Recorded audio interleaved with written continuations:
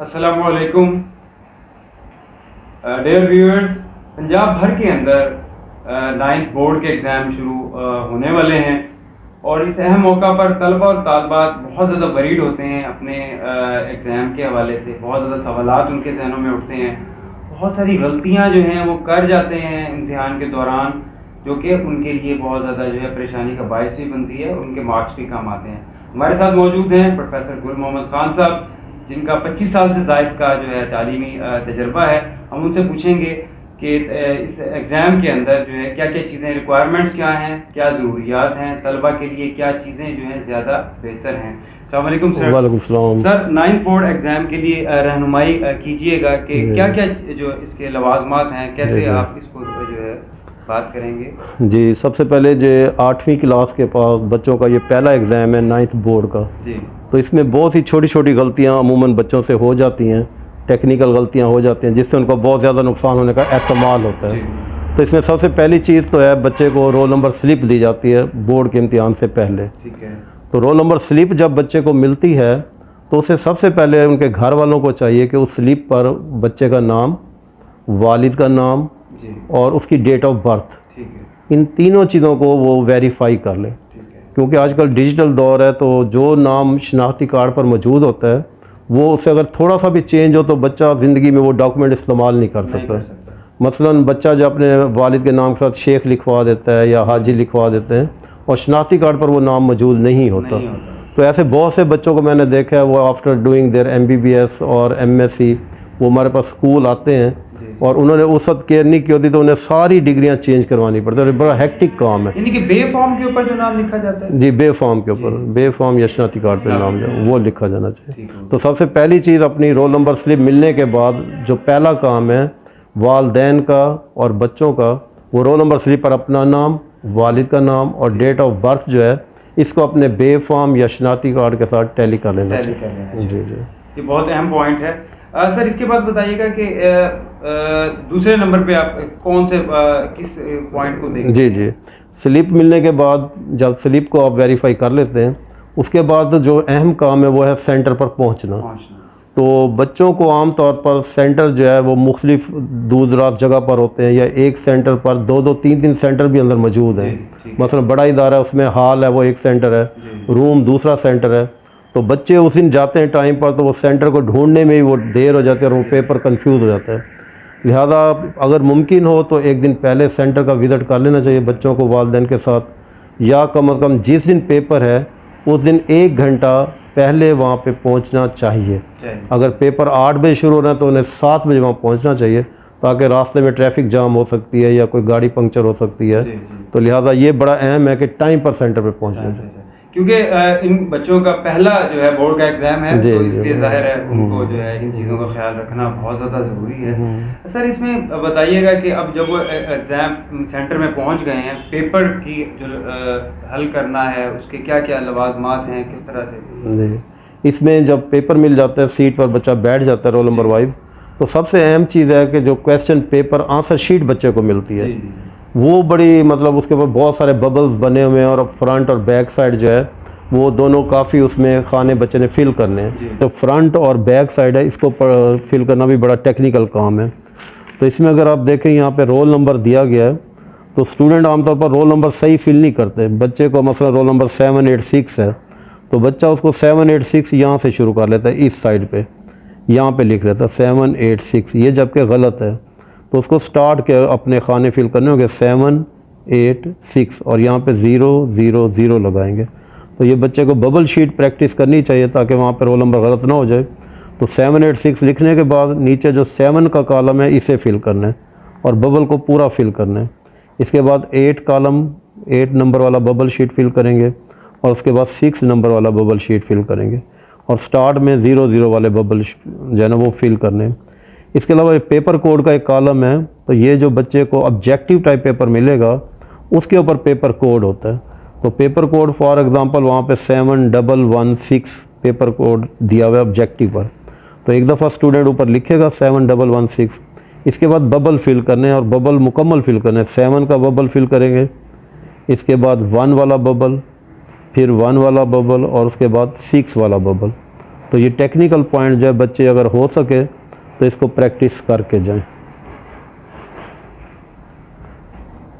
इसके बाद objective paper जो है, इस पर भी पेपर कोड यहाँ पे लिखा जाएगा, उस तरह फिल किया जाएगा, और जो MCQs होते हैं उनको यहाँ पे फिल करके ये पेपर जो है, और इसमें ऑब्जेक्टिव पेपर जो है बच्चे से 10 मिनट के बाद ले लिया जाता है। फिल करने के बाद क्वेश्चन पेपर ले लिया जाएगा, लेकिन ये आंसर शीट बच्चे के पास मौजूद रहती है, तो स्टूडेंट चाहे तो एक आध MCQs बाद में बबल फिल कर सकता है। सर ये बताइएगा कि ये जो स्टूडेंट्स हैं बहुत ज़्यादा कंप्लेंट्स आती हैं पहले दिन कि उनकी स्लिप्स गुम हो गई हैं या कहीं पे वो रख के भूल गए, तो ये सर कैसे है इसको? इसमें ये होना चाहिए कि सबसे पहले जब बच्चे को स्लिप मिलती है तो उसकी 2-3 फोटो स्टेट करा ले और घर में मुख्तलिफ जगह पर रखनी चाहिए, ताकि अगर जाते हुए बात का ये होता है कि सुबह को स्लिप ढूंढने में बच्चा 2 घंटे लगा देता है और उधर पेपर गुजर जाता है। तो ये बात भी समझने की अगर पहले दिन बच्चे के पास स्लिप नहीं है तो उसे सेंटर पर पहुँच जाना चाहिए, और सेंटर पर पहुंचकर वो पहले दिन बगैर स्लिप भी सुपरिटेंडेंट बिठा सकता है, तो उस दिन स्लिप का होना इतना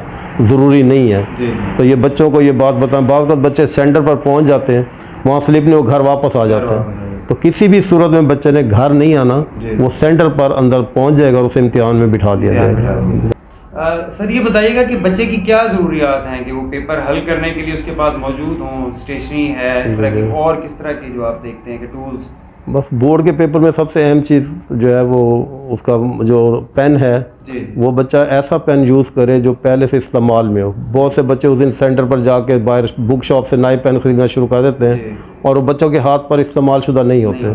तो कम से कम 2 पेन जो हैं वो ऐसे रखने चाहिए अपने साथ जो बच्चा पिछले 1 माह से इस्तेमाल में हो, तो दोनों में इंक जो है भी फुल करके जानी चाहिए। यानी कि पाउच अगर लें तो वो ट्रांसपेरेंट हो, उसमें डाला जाए चीज़ें जो भी पेन्स हैं या जो। अच्छा सर ये बताइएगा कि अब इसके बाद मरहला ज़रा पेपर हल करने का मरहला है और ये सबसे मुश्किल मरहला होता है, तो इसके बारे में आप? जी, पेपर अटैम्प्ट करने में ये जो 9वीं के बोर्ड के पेपर हैं, बाकी राइटिंग वगैरह तो बच्चे ज़ाहिर है अच्छी राइटिंग इस्तेमाल करनी चाहिए, नीट लिखना चाहिए और उसको क्वेश्चन वाज़े होने चाहिए, लेकिन इसमें मेन जो टेक्निकल चीज़ है 9th बोर्ड में पहली दफ़ा बच्चा जा रहा है और सबसे बड़ी गलती जो बच्चा करता है वो क्वेश्चन नंबरिंग गलत करता है। क्वेश्चन नंबरिंग और क्वेश्चन को अटैम्प्ट कैसे करना है, कौन सा क्वेश्चन पहले करना है, कौन सा बाद में करना है, ये बहुत इंपॉर्टेंट पॉइंट है। तो इसमें मिसाल के तौर पर पेपर में जो है यहाँ पे आमतौर पर अगर हम फिजिक्स केमिस्ट्री बायोलॉजी के पेपर की बात करें तो उसके 4 हिस्से हैं। एक तो पहले MCQ पेपर होता है, वो तो बच्चा इब्तदाई टाइम में वो उनसे हल हो जाता है, तो वो पहले 10 मिनट पेपर करने के बाद ऑब्जेक्टिव जो, उसके बाद बच्चे ने सब्जेक्टिव पेपर शुरू करना है। तो सब्जेक्टिव पेपर में बच्चे के पास एक लॉन्ग क्वेश्चन का पोर्शन है और इसके अलावा शॉर्ट क्वेश्चन के 3 पोर्शन है। तो मतलब क्वेश्चन नंबर 2 जो है वो पहले शॉर्ट क्वेश्चन है, क्वेश्चन नंबर 3, क्वेश्चन नंबर 4 और क्वेश्चन नंबर 5 पे लॉन्ग क्वेश्चन है। तो बच्चा जब पेपर शुरू करता है वो पहले जो क्वेश्चन शुरू करता है उसको क्वेश्चन नंबर 1 नंबर देता है, जबकि वो आंसर शीट पर क्वेश्चन नंबर 5 मौजूद है। तो ये बच्चे को प्रैक्टिस करवानी चाहिए, असातिज़ा को भी और बच्चे को खुद भी करनी चाहिए कि नंबरिंग जो है वो वाली देनी है जो क्वेश्चन पेपर पर मौजूद है, वो करनी है। तो एक तो ये नंबरिंग का है, और अगर वो शॉर्ट क्वेश्चन कर रहा है क्वेश्चन नंबर 2 के शॉर्ट क्वेश्चन, या बाद का बच्चा क्या करता है एक लॉन्ग क्वेश्चन किया है, उसके बाद शॉर्ट क्वेश्चन क्वेश्चन नंबर 2 का किया है, फिर शॉर्ट क्वेश्चन क्वेश्चन नंबर 3 का कर दिया, फिर शॉर्ट क्वेश्चन क्वेश्चन नंबर 2 का कर दिया। तो बच्चा पेपर में क्वेश्चन को बहुत मिक्स कर देता है। तो उसे बड़े क्लियरली करना चाहिए कि अगर लॉन्ग क्वेश्चन कर रहा है तो पहले लॉन्ग कर ले, उसके बाद क्वेश्चन नंबर 2 के शॉर्ट क्वेश्चन है वो करे, फिर क्वेश्चन 4 के या क्वेश्चन 3 के। तो ये तरतीब को लाजमी मद्देनजर रखना चाहिए। सर ऑब्जेक्टिव को कैसे देखेंगे आप? ये सब्जेक्टिव का सवाल था, ऑब्जेक्टिव पार्ट को हल करने के लिए। जी, ऑब्जेक्टिव में तो टाइम बहुत थोड़ा होता है और बच्चे को अगर कोई क्वेश्चन उसका क्वेश्चन पेपर वापस ले लिया जाता है, तो अगर कोई बबल याद नहीं है तो वो उसको जहन में रख के बाद में भी फिल कर सकते हैं। तो इसमें मेरा ख्याल रिमूवर का इस्तेमाल या इस तरह की कोई चीज़? जी, रिमूवर का इस्तेमाल नहीं होता, रिमूवर का इस्तेमाल नहीं कर सकते। और दूसरी बात जो है, जो सबसे अहम बात है कि बच्चे ने क्वेश्चन की तरतीब कौन सी रखनी है। बाद का स्टूडेंट पहला क्वेश्चन बहुत कमज़ोर पेपर करते हैं, तो टीचर का एक इमेज बन जाता है कि बच्चा जो है 50% का 60% का। तो सबसे पहले उसे वो क्वेश्चन करना जो सबसे अच्छा आता है, और फिर उसके बाद जो है ना वो कमज़ोर क्वेश्चन आखिर पे करना चाहिए। सर एक इम्पॉर्टेंट क्वेश्चन है कि क्या एज लिमिट होनी चाहिए, यानी कि बच्चे की उम्र कितनी होनी चाहिए इम्तिहान देते वक्त? जी, आपने बहुत अहम पॉइंट पूछा है कि बहुत से वालिदैन जब बच्चे को स्कूल में दाखिल करवाते हैं तो उम्र बगैर सोचे समझे लिखवा देते हैं। उसे बाद का छोटी करके भी लिखवाने की आदत है कि 1-2 साल कम करके लिखवाते हैं। तो अभी 9th के लिए जो बच्चे की एज की लिमिट है कि वो उस साल जिस साल उसकी रजिस्ट्रेशन होनी है 9th में बच्चा दाखिला लेता है, ठीक है। तो उसकी उम्र 12 साल से कम नहीं होनी चाहिए, 12 साल से कम। तो लिहाजा वालदैन को चाहिए अभी अगर उनके बच्चे पहली क्लास में या दूसरी में या 8वीं में किसी भी क्लास में पढ़ रहे हैं, जी जी, तो आज ही स्कूल में जाकर बच्चे की डेट ऑफ बर्थ को कंफर्म करें कंफर्म करें। कि उनकी क्या जिस साल बच्चा 9th पहुंचेगा उस साल अगस्त में बच्चे की उम्र जो है वो 12 साल मुकम्मल होती है या नहीं होती। ठीक ठीक, अगर नहीं होती तो उन्हें वो डेट चेंज करना चाहिए। अभी हमारे पास बहुत से केसेस होते हैं, हर साल बच्चे परेशान होते हैं, बच्चे रो रहे होते हैं कि हमारा साल ज़ाया हो गया है, तो उस वक्त बड़ा मुश्किल होता है उनकी उम्र ठीक करना। तो लिहाजा पहले ही वालदैन गलती को पहले से ही पहले से, तो ये बहुत ही अहम पॉइंट है, ये नोट कर लेना चाहिए कि जिस साल बच्चा 9th में प्रमोट होता है जी, उस साल अगस्त में बच्चे की उम्र 12 साल से कम नहीं होनी चाहिए।